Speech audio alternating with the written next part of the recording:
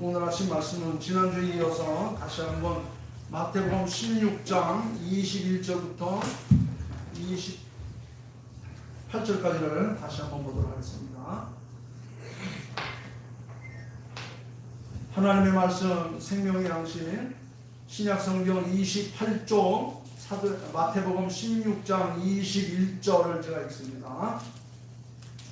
이때로부터 예수 그리스도께서 자기가 예루살렘에 올라가 장로들과 대제사장들과 서기관들에게 많은 고난을 받고 죽임을 당하고 제3일에 살아나야 할 것을 제자들에게 비로소 나타내시니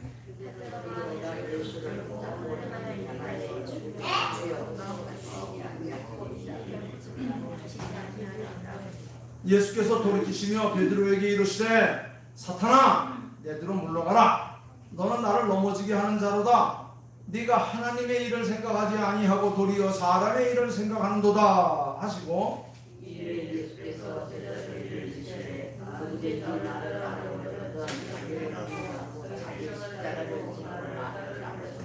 누구든지 제 목숨을 구원하고자 하면 잃을 것이요 누구든지 나를 위하여 제 목숨을 잃으면 찾으리라. 사람이 나를 구원하려 오셔서 제 목숨을 잃으면 무엇이 가리요 사람이 무엇을 주고 제 목숨과 바꾸겠느냐. 인자가 아버지의 영광으로 그 천사들과 함께 오리니 그때에 각 사람이 행한 대로 갚으리라. 진실로 너희에게 이르노니 여기서 있는 사람 중에 죽기 전에 인자가 도망하고 하는 것을 모르는 자도 있느니라. 아멘. 우리가 세상을 살아가고 있는데 이 세상에는 귀한 것이 참으로 많이 있습니다. 정말 귀한 것이 많이 있죠. 지금 황금만능주의 자본주의 세상에서 가장 힘이 있는 게 아마 돈일지 몰라요. 돈. 또 우리가 이 세상을 살아가면서 안락한 가정을 이루는 집, 또 재산이 되는 건물, 땅 뿐만 아니라 무형재산인 지식, 또 우리가 입고 다니는 옷, 타고 다니는 차, 귀한 것들을 꼽으라고 말하면 아마 한도 끝도 없이 많이 열거될 것입니다. 물론 각자의 입장에 따라서 귀한 것이 다 다를 수가 있어요. 시대에 따라서 또 사람이 살고 있는 그 환경과 여건에 따라서 참으로 귀한 것이 달라질 수 있습니다. 그러나 큰 천재지변을 만났다든가 아니면 무슨 엄청난 인간의 힘으로 감당할 수 없는 불가항력적인 일을 만났을 때에 가장 귀한 게 뭔가? 돈인가 집인가 땅인가? 무엇이 중요하겠습니까? 천재지변을 만났을 때 가장 귀한 것은 아마 자기의 목숨일 것입니다. 생명일 것입니다. 죽음의 위기에서 살았다는 것만큼 다행스러운 일이 없을 것이며 그 죽음의 위기에서 내가 지금 생명을 지켜가고 있다는 것만큼 값진 게 아마 없을 거예요. 살아있다는 것 자체가 은혜이고 살아있다는 것 자체가 축복이다. 이렇게 말할 수 있습니다. 오늘 본문 말씀 보니까 26절 말씀에 그랬어요. 온 천하를 얻어도 목숨을 잃으면 무엇이 유익하겠는가? 사람이 무엇을 주고 자기 목숨과 바꿀 수 있겠는가? 그랬어요. 여러분 내 목숨과 바꿀 수 있는 게 뭐가 있겠어요? 바꿨다 한다더라도 그게 내게 무슨 소용이 될 수 있겠습니까?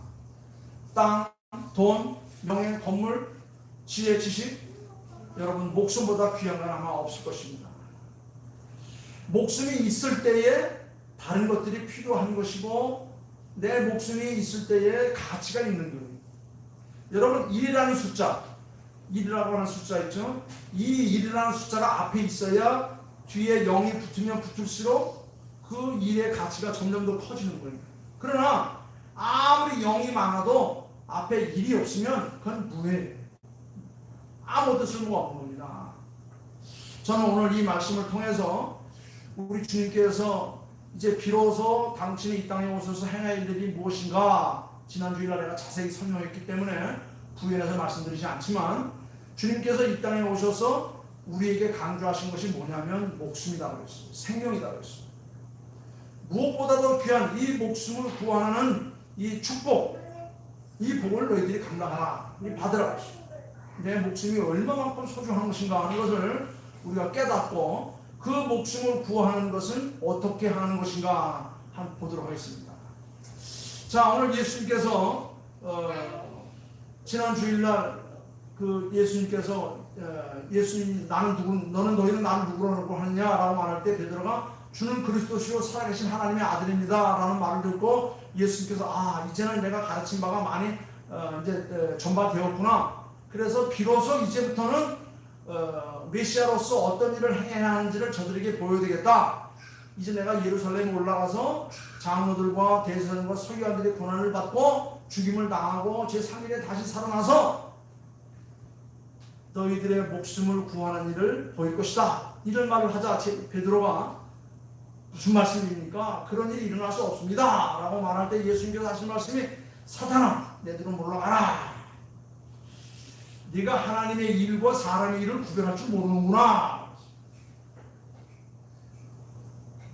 하나님의 일은 뭐고 사람의 일은 뭐냐? 하나님의 일은 바로 온 천하를 얻고도 온 천하보다도 귀한 생명을 얻는 것. 이게 바로 하나님의 일이라는 사실을 예수님께서 지금 제자들에게 주지시키고 있는 거예요. 하나님의 일. 무엇보다 귀한 이 목숨을 구하는 일이 바로 하나님의 일이라는 겁니다. 베드로에게 하신 말씀이 네가 하나님의 일을 생각하지 아니하고 사람의 일을 생각하는구나. 예수님께서는 인류를 구원하기 위해서 고난을 받고 죽으신 후에 3일 만에 부활하실 것을 말씀하셨어요. 지금 베드로는 3년 동안 예수님을 따라다니면서 이제 때가 되면 예수님께서 예루살렘에 올라가셔서 로마를 몰아내고 새로운 왕국을 성립하면 저 옛날 다윗의 왕국을 다시 세울 것이요 솔로몬의 영화를 우리가 다시 누릴 것이다. 이런 생각을 하면서 예수님을 따랐어요. 그러면서 이제 예수님께서 왕권을 차지하면 세상에서 큰 자리 하나 차지할 것이다. 이런 생각을 했던 베드로와 제자들.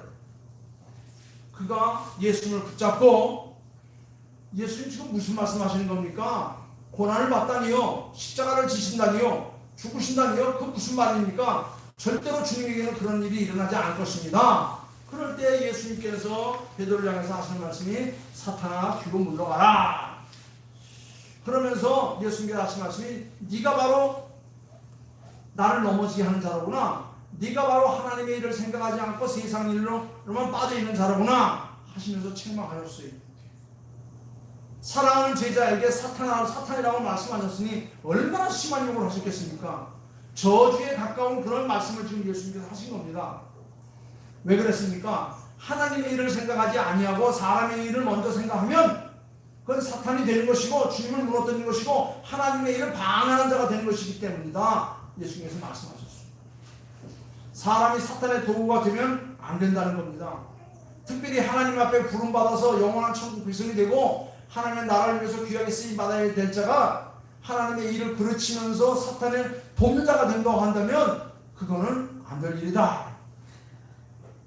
베드로는 하나님께서 계획하신 섭리대로 예수님이 예루살렘에 올라가 고난을 받고 죽어야 한다는 생각을 하지 않고 오히려 인간적인 생각에 근거해서 세속적인 관점에 따라서 자기의 욕심에 따라서 이제 때가 됐구나. 예수님 예루살렘에 올라가신다는 걸 보니까 이제 3년 동안 모든 일을 다 마치시고 예루살렘에 올라가면 분명히 왕이 되실 것이고 다윗 왕가를 세우고 솔로몬의 영광을 우리가 누리게 될 것이다. 아마 이렇게 생각했던 것 같아요. 이건 바로 뭐냐? 사람의 일을 먼저 생각하면 목숨을 잃지만 하나님의 일을 먼저 생각하면 목숨을 얻고 영생의 축복을 받는다고 하는 이 요지를 잊어버렸어요. 그래서 예수님께서 그를 책망하시면서 가르치신 거예요. 너희들 목숨보다 더 귀한 게 뭐냐? 너희들 명예, 권력, 지위, 돈, 재산 그거 얻은들 네 목숨을 잃는다고 한다면 무슨 소용이 있느냐? 아무 소용이 없다. 정말 중요한 것은 내 영혼이 구원받는 거예요. 내 목숨이 건강해지는 거예요. 사람의 일을 생각하면 모든 것이 다 없어질 것뿐이에요. 죽고 나면 그렇게 아끼던 거 다 놓고 갈 수밖에 없습니다. 그렇게 귀한 거, 그렇게 살아가는 다 묵고할 수밖에 없어요. 우리가 하나님 나라에 이르는 이 소망만이 우리를 영원히 살게 하는 것이고 그곳에서 다시 만날 수 있는 희망과 꿈을 갖게 할 수 있는 거예요. 여러분, 우리는 먼저 하나님의 일을 생각하고 그 하나님의 일을 위해서 우리가 산다고 한다면 우리가 이 땅에서 모든 걸 조금 다 잃었다 할지라도 모든 것이 없어서 불편하다 할지라도 우리에게는 아무런 문제가 되지 않습니다. 여러분, 예수님께서 그랬어요. 하신 말씀이 네가 하나님의 일을 생각하지 않고 그저 사람의 일을 생각하는구나. 사람의 일이라고 하는 것은 네가 네 목숨이 네 것이라고 생각하면서 자만에 빠져서 다른 것을 요구할 때 정말로 중요한 네 목숨을 잃고 나면 그게 무슨 소용이 있겠느냐. 그러니까 내 목숨이 얼마만큼 중요한 것인지 깨달으면 내 목숨의 주인이 누구인 것인가를 깨닫고 그를 잘 숨기고 그에게 우리의 삶을 맡기라 해야 돼요. 여러분, 우리가 어디서 왔죠? 하늘로부터 왔어요. 하나님에게로 왔어. 다시 하나님에게로 갈 겁니다. 이것이 우리들의 믿음이. 그래서 예수님께서는 하나님의 일을 생각하지 않고 사람의 일을 생각하면서 목숨보다 더 중요한 것이 있다고 자처하는 많은 이 어리석은 무리들을 향해서 깨우치는 겁니다. 그래서 예수님께서 이제 너희는 사람의 일보다는 하나님의 일을 더 중요하기라. 그러면서 하나님의 일을 위해서는 어떻게 되느냐. 두 번째로 하신 말씀이 24절 말씀에 이에 예수님께서 제자들에게 말씀하시기를 누구든지 나를 따르려거든 자기를 내려놓고 부인하고 네가 져야 될 십자가를 지고 나를 따르라. 예수님을 따르는 자에게 요구되는 이 소극적인 측면은 바로 자기의 이기적인 욕망과 생각과 주장과 이런 모든 것들, 자기의 예차 이런 것들을 철두철미하게 다 내려놓는 거예요. 다 그것을 포기하라는 겁니다. 다 그것을 끌어내라는 것입니다. 이러한 본성적인 존재로 예수님의 제자가 될 때에 우리는 하나님의 일에 앞장서는 그런 기수가 될 수 있다는 겁니다. 당시 로마 시민지로 살던 유대인들은 자신의 십자가를 지고 처형까지 갔다고 합니다. 그 당시 가장 극악한 처형 방법은 십자가 처형 방법이에요. 자기가 져야 될 십자가를 자기가 십자가를 지고 형장까지 끌고 올라가서 거기에 매달려서 죽습니다. 예수님께서는 친히 십자가를 지신 일은 바로 인류 구원을 위한 대사업을 완성하시는 그런 위대한 사건임을 우리들에게 보여주셨어요. 그 효력은 당대에 끝나는 것이 아니라 그것을 받아들이는 믿고 따르는 모든 무리들에게 다 해놓는 겁니다. 단회적인 사건이에요. 예수님께서 우리의 죄값을 치르셨다고 하는 것을 믿음으로 받아들일 때에 우리에게 진정한 효과를 나타낼 수 있고 그럴 때 그것이 내 삶 속에 능력으로 신비한 삶으로 이루어져 가는 겁니다. 이게 바로 하나님께서 우리에게 약속하신 약속입니다. 그것이 하나님께서 우리에게 허락하신 은혜이고 그것이 하나님께서 우리를 구원하신 방편이라는 겁니다. 예수님을 믿고 따르는 자들은 예수님이 지셨던 십자가를 지고 예수님이 갔던 길을 따라가는 겁니다. 그 길이 바로 거룩한 감격과 기쁨의 사명감을 가지고 주님을 따라가는 거예요. 한두 번 따라가다 끝나는 것이 아니라 지성적이고 끄적적으로 가는 겁니다. 언제까지? 우리가 하나님 앞에 온전한 삶을 살아가는 덧입을 때까지 그때까지 살아가는 겁니다. 그것을 감당하려고 하니까 이 땅이 고난스럽고 힘들고 어려울 수 있어요. 그러나 희망이 있습니다. 꿈이 있습니다. 바울 사도는 이것을 이렇게 고백했어요. 현재 우리가 당하는 고난은 장차 우리에게 주어진 영광과는 좋게 비교할 수 없다. 우리가 당하는 고난, 현실에만 빠져 있으면 힘들고 어렵지만 고통스럽지만 저 너무 하나님 나라의 세계를 바라보니 이건 아무것도 아니다. 넉넉히 이길 수 있다 그랬어. 여러분, 이제 우리는 어떤 고난과 장애가 있어도 포기하거나 돌아서면 안 됩니다. 왜냐하면 그 너머의 세계를 볼 수가 있어요. 그 이후에 펼쳐질 그 광활한 천지가 우리 앞에 놓여있다는 것을 볼 수가 있어야 되는 겁니다. 우리는 다른 사람의 단점을 찾으려는 교정대가 되어서 안 되고 남의 단점을 찾기보다는 자기의 약점을 내어놓고 하나님 앞에 체험을 받은 그런 삶으로 나아갈 수가 있어야 되는 거예요. 여러분, 우리가 부정적인 생각을 하면 우리는 부정적인 삶에서 헤어나올 수가 없어요. 또 맨 보이는 것만 그런 것만 보입니다. 남의 단점을 보는 사람은 맨 남의 단점만을 찾고 그래서 긍정적으로 생각하지 못하고 늘 부정적으로 생각하기 때문에 그렇게 사람이 다운될 수밖에 없어요. 여러분, 우리 나쁜 점만 보지 마시고 좋은 점만 보고 힘들고 어려운 점만 생각하지 마시고 밝고 광명한 세계를 볼 수 있는 이런 믿음의 눈, 이것이 바로 그리스도인들이 구원받은 그리스도인들의 삶을 지탱해 나가는 힘이 될 수 있는 거예요. 그래서 자신도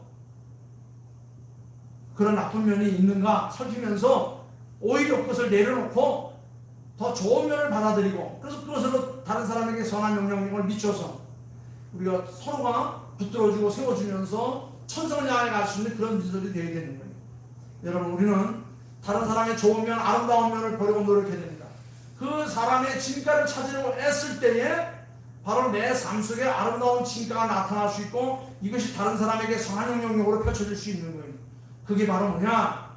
하나님의 일이고 그것이 바로 예수님께서 지신 십자가를 지고 따라가는 일이고 그것이 바로 내게 주어진 이 고귀한 생명을 지켜가는 가장 아름다운 일이라는 겁니다. 다른 사람의 좋은 점만을 보면 나도 언젠가는 그런 사람을 닮아갈 수가 있어요. 그런데 난 다른 사람의 좋은 점을 말하면서 언젠가 나도 그와 같은 좋은 사람이 될 것이다 이런 다짐을 할 수 있는데 오히려 다른 사람의 단점만을 보면서 그것을 신뢰하고 그것을 물고 늘어지면 나도 그 사람에게 늘 단점만 잡히게 되고 또 그런 말이 드러나게 돼서 나도 언니가 모르게 피폐한 그런 사람으로 빠져갈 수밖에 없는 것입니다. 여러분, 우리는 예수 그리스도로 말미암아 구원받아 영원한 천국 백성이 된 하나님의 자녀들입니다. 우리들이 할 일이 뭐냐? 내가 저희들 십자가를 지고 주님을 따르는 거예요. 이것이 바로 날마다 주님을 위해서 따라가는 우리들의 헌신된 삶이고 이것이 바로 내 생명을 지키고 나의 삶을 풍성하게 세우는 그런 믿음이 될 수 있다는 겁니다. 여러분, 십자가를 지고 따라가는 사람들 누구를 만나든 그의 장점을 보려는 이 순수한 마음을 가지고 다른 사람을 칭찬하는 넉넉한 마음을 가지면 나도 다른 사람을 볼 때 항상 좋은 점만을 봐주고 나에게 선한 영향력을 받고 그래서 서로가 협력하여 아름다운 삶을 살아가는 그런 사람이 될 수 있어요. 다른 사람이 저에 대한 그 십자가를 외면하는 것이 아니라 그 십자가를 나눠줄 수 있는 그런 사람이 되는 겁니다. 여러분, 우리가 이런 일을 행했던 아름다운 성도가 하나 있었죠. 누구입니까? 예수님의 십자가를 지면 그 신비한 능력과 은혜를 느끼고 깨닫게 된 사람이 있었습니다. 예수님께서 형장의 이슬로 가기 위해 십자가를 지고 갈 때 그 옆에서 구경하던 사람이 억지로라도 강제로라도 예수님의 십자가를 지고 갔던 사람이 있습니다. 구레네오에서 예루살렘의 유월절을 지키기 위해 왔다가 얼떨결에 예수님이 지신 십자가를 대신 지었던 이 구레네 시몬, 그런 예수님의 십자가를 지심으로 말미암아 예수님께 느꼈던 그 능력과 신비한 은혜, 그 사랑을 그날 몸소 체험하게 되었습니다. 그래서 그가 억지로라도 주님의 십자가를 지셨을 때에 큰 은혜를 느끼게 되었고 주님을 믿고 따르게 되었고 그의 자손들이 후대에 훌륭한 전도자로 우리 기독교 역사를 장식했던 그런 아름다운 역사를 볼 수가 있습니다. 여러분, 내 십자가 정말 귀하고 귀한 것입니다. 그런데 그것보다도 주님이 십자가를 지셨던 십자가를 내가 대신 질 수 있다고 한다면 얼마나 큰 영광이고 얼마나 큰 은혜가 될 수 있습니까?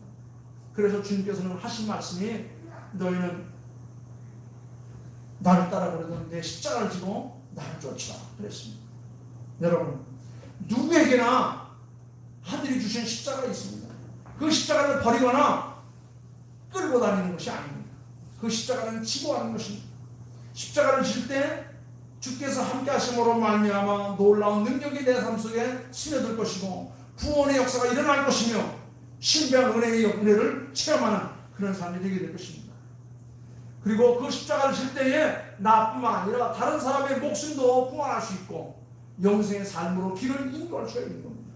여러분, 내가 져야 될 십자가, 우리 가정이 되어야 될 십자가, 우리 교회가 지어야 될 십자가, 우리 함께 질 때, 나눠질 때 우리 모두의 짐이 가벼워질 수 있고 그 짐을 질 때 주께서 우리에게 주신 신비한 은혜의 체험을 우리가 감당할 수 있게 된다고 하는 것입니다. 그렇게 될 때에 주님께서 마지막으로 우리에게 주시는 은혜의 말씀이 27절 말씀 보니까 너희가 행한 대로 다 갚음을 받게 될 것이다 그랬어. 너희가 행한 대로 다 갚음을 받게 될 것이다. 주 안에서 죽은 자들이 복되다 그랬죠. 주 안에서 죽은 자들이 복될 것이다. 이제 모든 수고를 그치고 쉼을 얻을 것이다. 그러면서 마지막에 하신 말씀이 너희가 행한 대로 다 받을 것이다. 너희가 행한 대로 다 받을 것이다. 요한계시록 14장에 예수님께서 주 안에서 죽는 자들 누구입니까? 하나님의 은혜 가운데 사는 자들입니다. 하나님 예수 그리스도의 구원의 역사에 체험한 은혜를 가진 사람들, 예수를 나의 구주로 믿고 영접한 사람들 다 주 안에 사는 자들이고 주 안에서 죽을 자들인 것입니다. 주 안에서 죽은 자들 이제 모든 수고를 그칠 것이고 아픔과 고통과 괴로움과 슬픔을 다 내려놓을 것이고 하나님 앞에 서는 날 잘하고 잘하였도다. 내게 의의 멸과 생명의 만을 주실 거예요. 오늘 주님께서 또 여기 본문에서도 27절 말씀을 드렸습니다. 인자가 아버지의 영광으로 그 천사들과 함께 오르니 그때 각 살아남은 사람의 행한 대로 다 갚음을 받을 것이다. 우리 주님 다시 오실 것입니다. 예수님은 영광으로 천사들과 함께 오실 것입니다. 이것이 우리의 재림 시장을 갖게 하는 큰 힘이 되는 겁니다. 때와 시는 알 수 없지만은 반드시 오셔서 우리가 행한 대로 갚으신다고 말했습니다. 그 사람이 행한 대로 갚음을 받는다. 구원은 하나님의 은혜로 전적으로 받지만 상음은 우리가 행한 대로 받는 거예요. 우리의 구원은 오직 예수 그리스도의 공로와 아버지의 사랑으로 우리가 구원을 받았어요. 그러나 구원받은 사람이 이 땅에 살아가는 동안 행한 아름다운 선한 영향력을 통하여서 우리의 상급이 쌓여간다고 그랬어요. 예수의 심판은 정확한 것입니다. 예수의 심판은 항소나 상고가 따로 없습니다. 누구나 이의를 제기할 수 없습니다. 참 제자의 삶을 살았든지 직분을 잘 감당했든지 하나님의 나라와 교회를 위해 봉사 충성을 많이 했든지 전도를 많이 했든지 구제를 많이 했든지 거기에 맞는 각양각색의 상들이 우리에게 주어질 것입니다. 구원이 전적인 하나님의 은혜라 할지라도 각 사람은 종말에 이르러 하나님 앞에서 현재의 삶에 대한 진정한 평가를 받게 된다고 하는 겁니다. 이때 놀라운 광경이 변해질 것입니다. 기대했던 사람이 기대에 못 미칠 경우도 있을 것이고 대수롭지 않게 생각했던 사람들이 의의 명령을 받아 쓰는 놀라운 영광의 자리도 이루게 될 거예요. 예수님께서는 행위를 따라 결정한 상을 우리에게 주실 것입니다. 고난과 비교할 수 있는 영광, 각 사람 일한 대로 차등을 주어서 다 상급을 줄 거예요.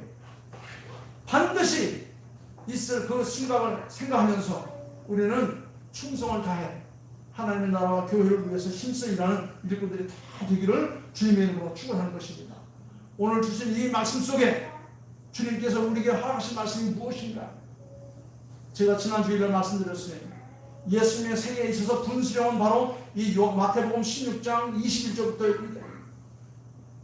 예수님의 생애는 전방위 갈릴리 주변에서의 전도와 또 가르침과 치유의 역사였다고 본다면 후반기 예루살렘으로 향하는 길에서 나타나는 예수님의 고난의 십자가를 지는 길, 이것은 바로 영혼을 구원하는 길, 온 천하를 죽어도 바꿀 수 없는 생명을 위해서 우리 주님께서 가신 이 고난의 길, 이제 우리에게 이 길을 요구하고 있는 겁니다. 너희가 나를 따라오려든 누구든지 자기를 부인하고 자기 십자가를 지고 나를 따를 것이다. 이것이 바로 하나님의 일이고, 이 하나님의 일은 곧 생명을 구원하는 일이고 영혼을 구원하는 일이고 영생의 멸류관을 우리가 얻는 길이다. 이 귀한 말씀 우리에게 주고 있는 것입니다. 사랑하는 성도 여러분, 우리 모두가 다 하나님의 은혜로 100% 구원을 받았습니다. 그 어느 한 영혼도 자기의 노력과 수고로 구원받았다고 말한다고 한다면 그건 다 잘못된 것입니다.